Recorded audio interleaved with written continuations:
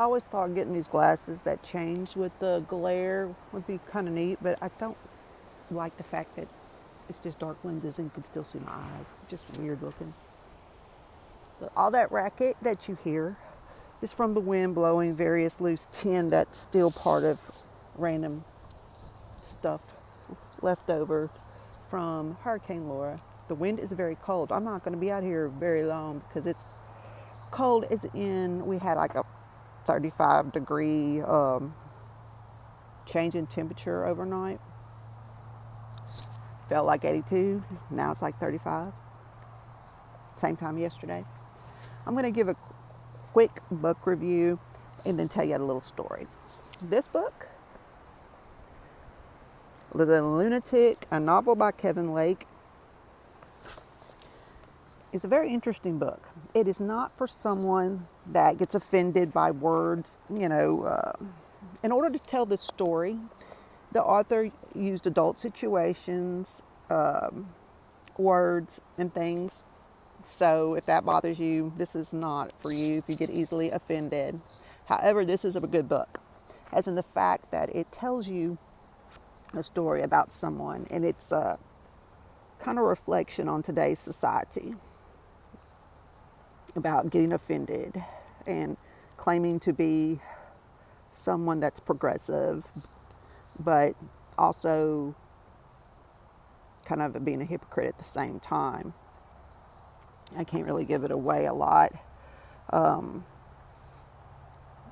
but it is an interesting book, and it's a reflection of today's society, and that was the author's intention. This guy, Kevin Lake, he also has a YouTube channel called Homesteading Off the Grid, and he'll tell you he don't know what the heck the channel's about, kind of like this one, but he's a great storyteller verbally, not just with the books, and you can buy this on Amazon, The Lunatic, but he is also a great storyteller on YouTube, and that is what has made him so successful. He's just a down-to-earth guy. He's really great. His family's great. He doesn't share his whole entire life on YouTube, but he does enough to where you feel they're real. They're real. His wife also has a little channel that's growing. It's called Life with Dearly. She's from the Philippines. They have one son together. They're great people. I highly recommend that channel.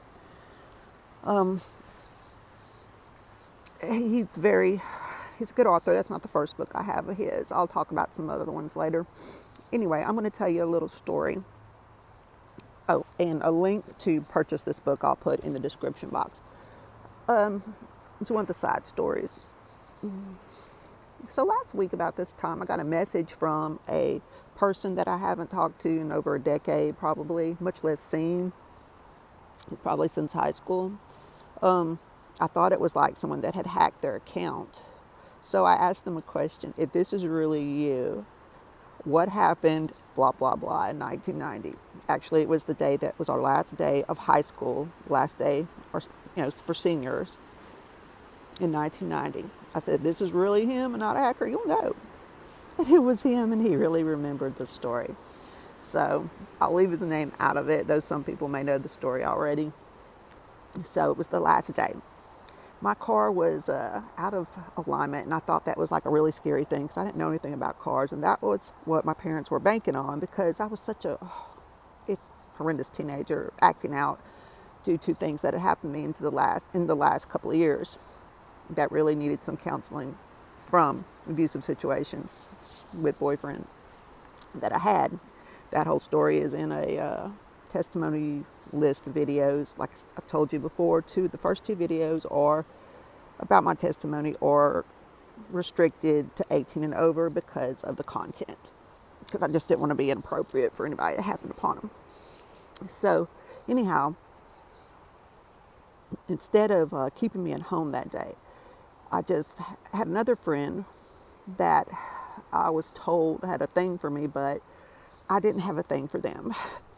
But it was a ride to what used to be a place where kids, teenagers, young people would go and party and swim.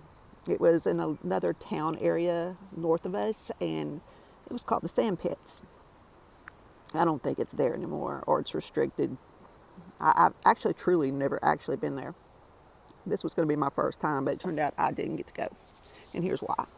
So this guy picks me up. We get in the car, we go. Well, we stopped for beer first, and I bought all this beer, because we was going to party. Everybody was partying. So I bought, there used to be this beer called Bud Dry. It was like a new thing. The slogan for Budweiser was "Don't ask why, ask Bud Dry." So I bought a bit of beer, and we were going out there. And here's where the Lord comes into this. So we're headed towards north, towards the place where you turn off to go towards this area that we were going to, the sandpit area. I guess it's about 20 miles, I'm not sure. And his car starts acting up. It was an old car. So he keeps going. The engine overheated. Next thing you know, where he's pulled over, and I see smoke and fire. The engine catches on fire. So every explosion car scene that I've seen in my entire life comes to mind. So I'm kind of freaking out. So I jump out the car. I'm like, we're going to die. So he puts out the fire, and we're just kind of sitting there going, what do we do? It's a long walk back to town, because we were already at least 10 miles out. So while we're like contemplating this, someone drives by and they look kind of at us and pull over, and it turns out to be a former classmate that went to the school in the town over. And we tell him what happened. He's like, well, I'm on my way to work. He worked at one of the grocery stores. I'll give you a ride back to town. So beer stays in the car, of course, the broke down car. We get in, and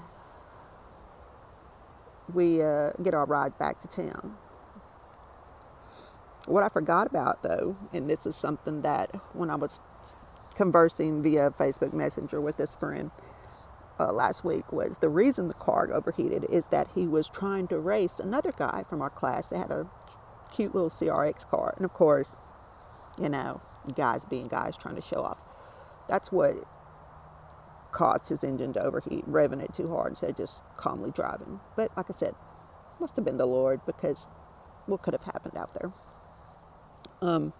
Anyway, we get a ride back. I get dropped off at home, and he gets taken home. I guess his car got picked up, because I saw a video a couple of weeks later. And when I say video, we're talking VHS tape video of them using the empty boxes to try to aim at while they're at somebody's house in a pool, jumping off the diving board. So they drank all my beer, which serves me right. I didn't need to be drinking it all anyway. They being the local party bunch of our class.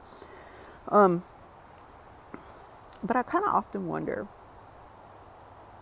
what would have happened had we made it out there. I mean, think about it. There's water, there's alcohol, there's probably drugs. When I say drugs, back in the day, it would have been pot, which is really not that big of a deal nowadays, though they still, I don't smoke pot, no.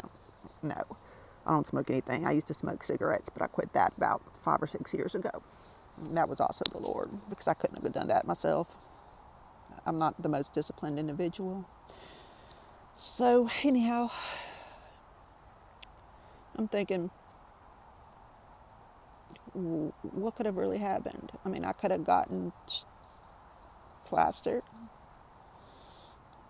Someone probably could have had their way with me without me even knowing it, or being conscious enough to make a decision about it. Could have drowned. Could have gotten a wreck. Could have got arrested. Now, I saw pictures later of what, everybody looked like they're having fun. When they were. Pictures that I had made for a class website, because for our 10-year reunion, the internet was just coming out. I had maintained a class reunion website, and I got many photos from a friend who is a big social influencer now. She's pretty cool. She had a lot of pictures. She was probably the only other person that took as many pictures as I did. And it also still does. And that reflects her Facebook story, Instagram story every day. Very good. Anyway, I do know that a lot of people got messed up. A lot of things, I don't think anybody actually got hurt. I do believe someone lost their class ring from a story I later heard. But what would have happened? So when these things that frustrate us happen, there's a train, makes you late for work. You get all mad and cussing the train. Car engine blows up, you don't get to the party. Oh, let me think of another one. Alarm goes off, but you don't hear it for some reason, and you wake up late. Why is that? Those aren't accidents or coincidences.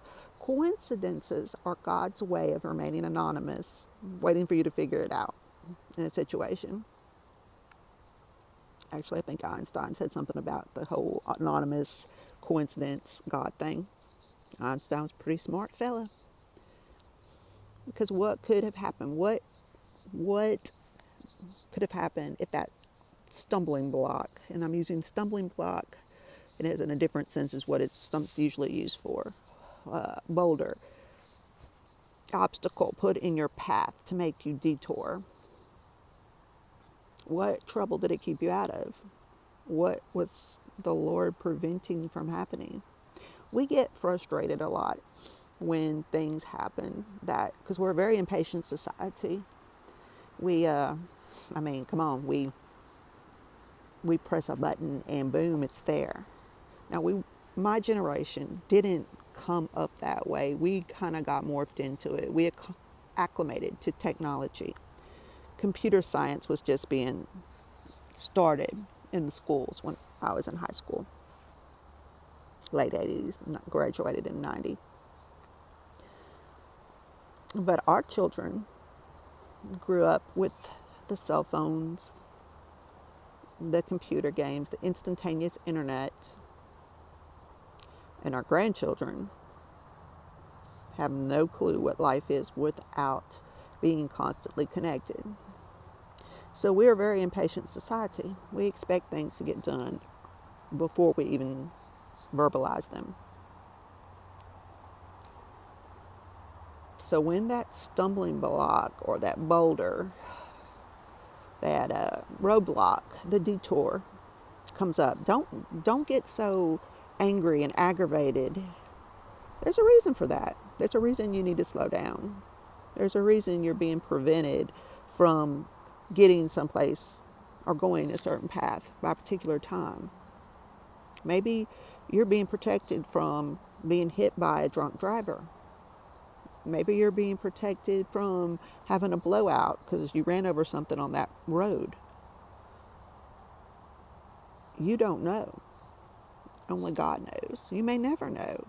So instead of being angry and cussing and fussing about, oh, why, this is making me late, my boss is going to be mad. Well, your boss can get mad, but he'd rather you be there alive and in one piece than you not be there at all. So just think on that a little bit.